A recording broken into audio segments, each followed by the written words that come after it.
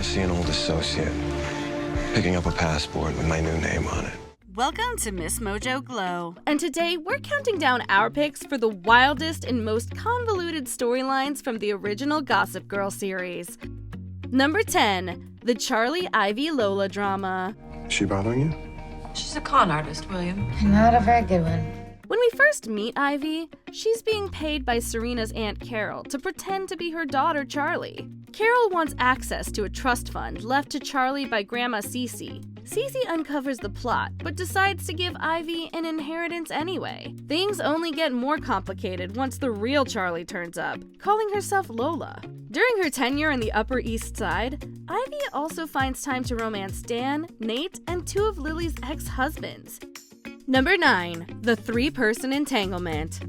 Early ads for the show played up reviews that described it as every parent's worst nightmare. Just when we thought the shock value might be wearing off, the writers proved they could still surprise us. The three-person tryst between Dan, Vanessa, and Olivia, played by recurring guest star Hilary Duff, is thrown into season 3, and basically forgotten shortly after. Duff portrays a movie star, but the character is still a girl-next-door type.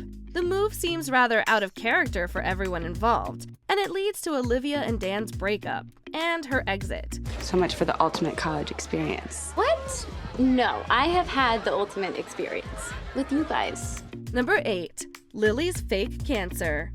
Serena's mom, Lily Vanderwoodson, lived through a lot of drama. William Vanderwoodson, played by William Baldwin, comes back into Lily's life when she is genuinely ill and at her most vulnerable. He helps her through her recovery but falls in love with her along the way. So naturally, he keeps prescribing her unnecessary medication to convince her she's still sick.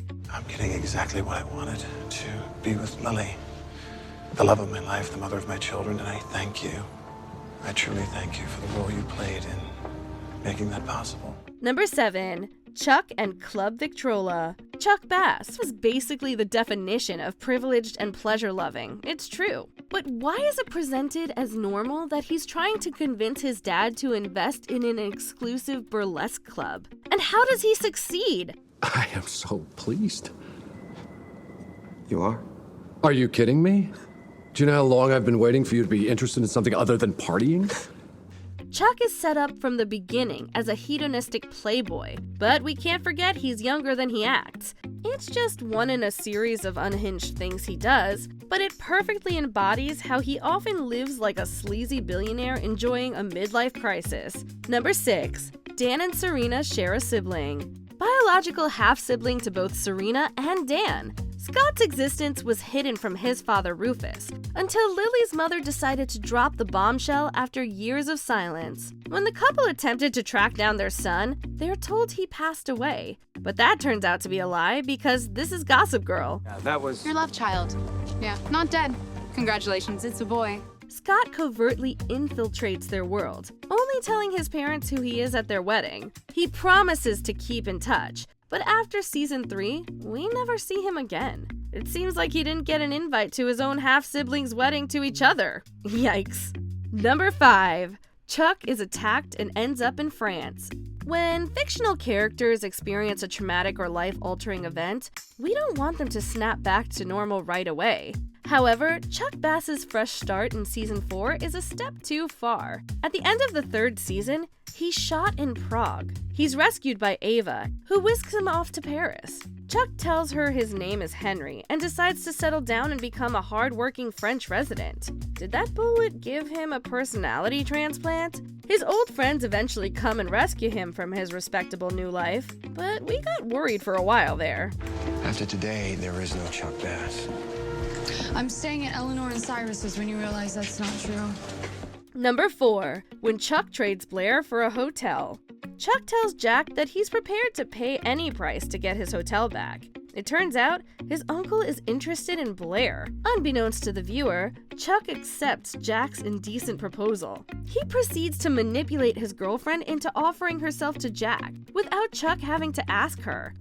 If I asked, it wouldn't have worked. You would have been too willing when Jack came to you. He would have known we were working together. I did what I had to win. He knows her so well at this point that he's confident she'll do it out of love for him, if he plays his cards a certain way.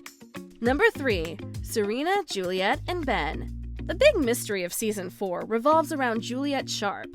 Who is she, and what did Serena van der Woodsen ever do to her? Juliet's actions become increasingly unhinged throughout, peaking after she enlists Jenny and Vanessa to really mess with Serena's head. For her final trick, she incapacitates Serena and abandons her. I don't know where I am or how I got here. Please help.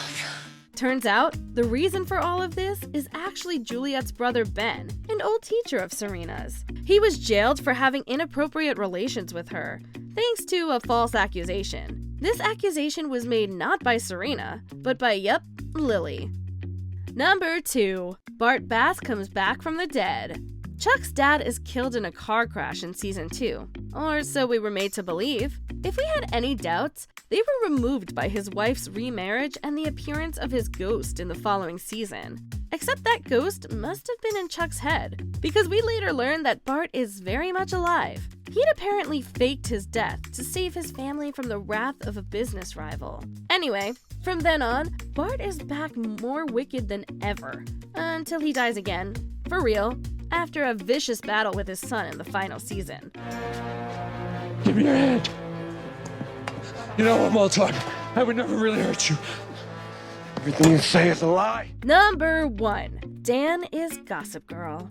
Of all the people Gossip Girl could have been, Dan Humphrey is far from the most logical. Why would he repeatedly stir up drama that places him at a personal disadvantage? Does he enjoy spreading stories about his kid sister? How does he drop a Gossip Girl post while standing on the altar during a royal wedding? And why does he make shocked faces when reading his own updates alone?